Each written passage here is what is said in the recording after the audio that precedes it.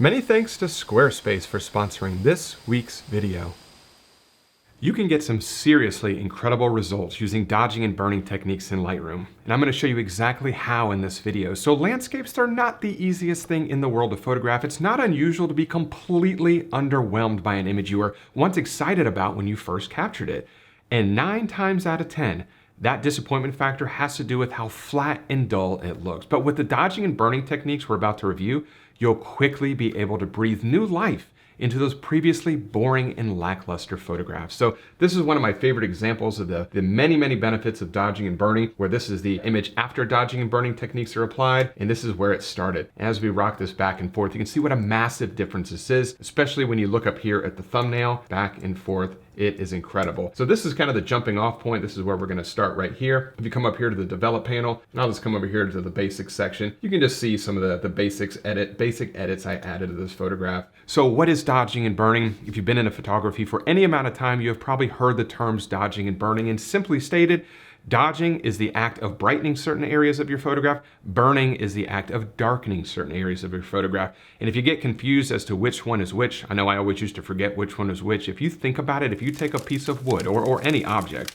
and you burn it, it's going to become darker. So if burn means darken, then dodge means lighten. That definitely helped me to remember which one is which. So this is the image that we're gonna be working on right here. And there's many different ways to dodge and burn inside of Lightroom. I go through this in my upcoming tutorial I'm about to release. But if you open this up here, and let's just start with the radial gradient here. If I come over here to radial gradient, and let's add a radial gradient right across this area right through here. Drag it down to this area, kind of spin it around just a little bit. Let's elongate it. And if you are wondering why my mask is green, a little bit unusual. I think Lightroom, the default is red, but you can actually change these masks to any color you want. You can even change the opacity. There's a lot of ways to customize it. If you've never done it before, you just basically click on this right here. And this gives you the ability to change your mask to anything that you want. And what's kind of neat is you can even change the opacity of these masks as well. So I'm just gonna leave it at about maybe right there. You can even switch the overlay status from affected to unaffected areas, but I like to leave it on affected. So we'll just put it right there. So I digress. Let me go ahead and start to dodge this area right through here. So I'm just gonna bring it up a little bit to maybe around 0.25. I like to leave my feather at about 75 whenever I'm dodging and burning. And since this light through here is already a little bit warm, I'm just gonna bring up this color temperature just a little bit. Nothing crazy like that. I definitely want it to look realistic. So maybe just a little bit right there. And if we toggle this on and off, you can see what that has done. And it might not look like a huge difference, but I promise you in just a few moments, it is going to completely transform this photograph, because as I mentioned when I kicked off the video, one of the problems with a lot of photographs is they become very dull, they're kind of flat, they lack, or they seem lifeless almost. And light and shadow is what creates a three-dimensional feeling. It's what kind of makes photographs feel more alive. So sometimes you have to add that or emphasize areas of light and emphasize areas of darkness. And that's exactly what we're doing right here. And what's really cool is if I come over here and right click and hit duplicate radial gradient 1, what that is going to do is going to make a duplication, or is that the word, of what I just did. And then I'm just gonna come over here and I'm gonna put it right along this area of light, just like that. Maybe bring this one down just a touch to about right there. I'm gonna right click and let's duplicate this one again.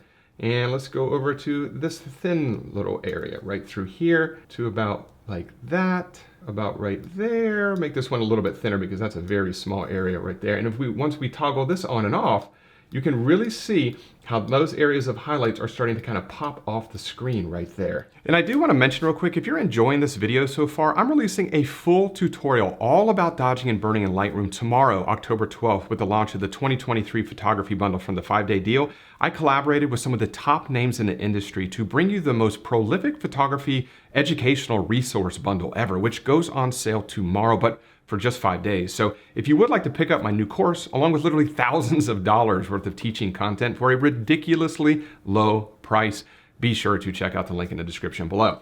So as I toggle this back on and off again, as you can see, that area that we are dodging definitely is starting to pop off the screen. And what is so fun about dodging and burning is it is highly addictive once you kind of get going.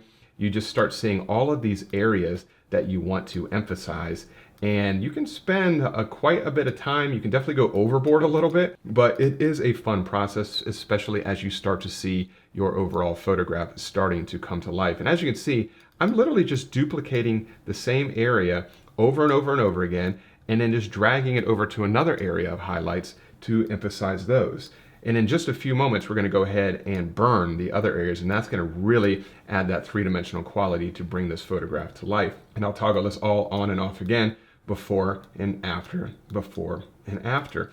And one of the other common questions I get is, Mark, how do you know where to burn and how do you know where to dodge? And it's a super, super simple answer. And it's basically just let the light be your guide. Follow the light. So areas that already have interesting highlights, those are areas you probably want to dodge and brighten up just a little bit more.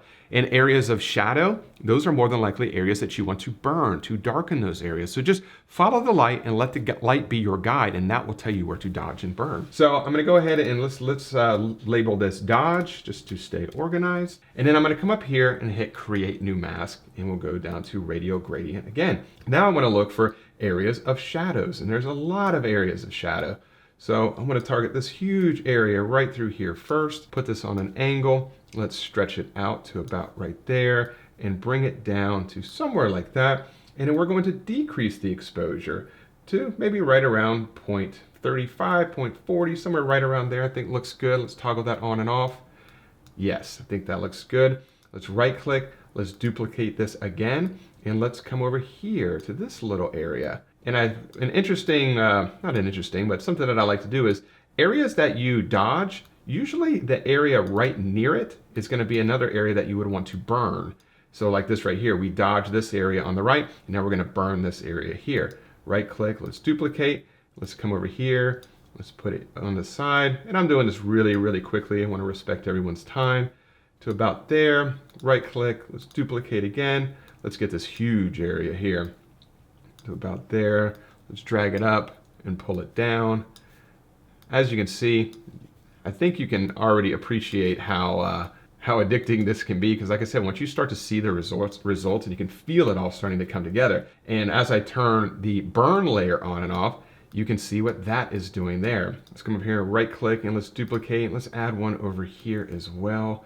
Maybe this whole entire area. Let's just kind of darken this area. There is a little area of highlight through there, but for the most part, I'm going to darken this area because it's on the corner of the photograph. I want to try and keep the viewer's eye in the center of the scene. So I'm going to kind of darken the edges a little bit. I don't want to brighten any areas around the sides of the photograph, just to kind of keep the viewer's eye locked in, kind of like a vignette. And let's toggle this all on and off here. So that's the entire burn layer right there. And as you can see, let's come down here to dodge, and let's right click, duplicate. I want to come over here and just make not a super large, well, that actually is pretty large, but I just want to emphasize this area a little bit because I really like these trees. So I think that looks okay right there. And let's toggle all of this on and off. So this is before dodging and burning, and this is after. Before and after, before and after. And you can see what a difference it has made. And if we close this down and toggle the entire edit on and off, this is where we started, and this is where we're at right now. This is before and after, and all that we have done is brighten areas of interesting highlight and darken areas of interesting shadow. And that act of brightening and darkening, dodging and burning, added this three-dimensional quality to the photograph. The image feels more alive now. It does not feel as flat anymore. Photographs are naturally two-dimensional, so if we can figure out a way to make them feel more three-dimensional, make them feel more like what we saw or what we experienced when we captured the photograph, that is just an absolutely huge win. And once again, this is where it started, and this is where we're at right now, before and after. So as you can tell, dodging and burning is an absolute game changer in my opinion. It is by far the thing that has had the biggest or the most positive impact on my post-processing and just my photography in general. It's a ton of fun, and it really completely transforms a photograph. So before I do wrap up this week's video, I just want to say a huge thanks to the longtime sponsor of the channel, which is Squarespace, who I use for all of my website and e-commerce needs. Squarespace provides a robust and beautiful online platform to develop your website. You can showcase your photography using Squarespace's professional portfolio designs and display your work using customizable galleries in order to make it your own. And with Squarespace's online store feature, you'll have access to all the tools you'll need to start selling your physical, digital, or service products online immediately. You can even use Squarespace's new asset library so you can upload, organize, and access all your content from a single place in order to easily find and use them across the entire Squarespace platform. So if you're looking to start a new website or possibly upgrade your current website, check out squarespace.com/MarkDenney for a free trial and 10% off your first purchase. So I really do hope you enjoyed this week's video and I found a little bit of value. Like I mentioned earlier, there's a ton of different ways to dodge and burn inside of Lightroom. Using the radio filter is just one of those ways. And in my new tutorial that I'm releasing tomorrow, October 12th, I go over an entire case study, actually multiple case studies, all about dodging and burning and how it can improve your photographs. And that tutorial will be available. It will be a part of the 2023 photography bundle from the 5-day deal, which I will put a link in the description below. So you can get some additional information on that if you are interested. If you have any questions about anything covered here today, please leave those in the comment section below and I will get back in touch with you as soon as I possibly can.